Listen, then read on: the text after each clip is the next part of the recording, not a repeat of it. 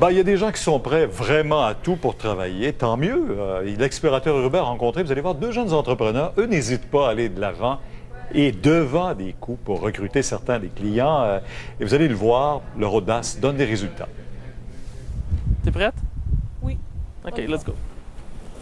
Malgré les apparences, Catherine Zemelka et Steve Pilon ne sont pas du genre tête enflée.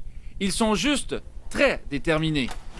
Bonjour, madame. Une visite surprise. On a deux communicateurs, une jeune agence de communication qui vient d'être lancée, puis on fait le tour du building, en fait, pour rencontrer les entrepreneurs. Non, mais faut-tu avoir du front tout le tour de la tête? Débarquer comme ça à l'improviste pour offrir ses services. Qui plus est, coiffé de cerveaux géants tout droit sortis de Mars Attack. Monsieur Deshôtels, bonjour. On a Steve et Catherine, deux communicateurs d'une jeune agence de communication. Il y a beaucoup de compétition dans notre domaine. Hein. Il y a plusieurs agences à Montréal. Montréal est très, très créatif.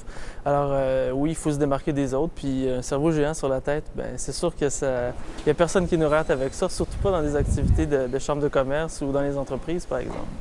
Attends, c'est parce que j'ai comme fait un saut des cerveaux qui sont entrés dans mon bureau. La réaction la plus courante, je te dirais, les gens sont intrigués. Ils se questionnent, mais qu'est-ce que c'est que ça? Qu'est-ce qu'ils représentent? Est-ce des amuseurs publics? Je vais aller voir, je vais aller vérifier par moi-même. Alors, la personne qui me voit à l'autre bout de la salle, elle vient me voir. Alors, ce qui arrive, c'est qu'on ramasse 2 fois plus de cartes d'affaires que d'habitude. Partout où ils vont, Steve et Catherine font tourner bien des têtes.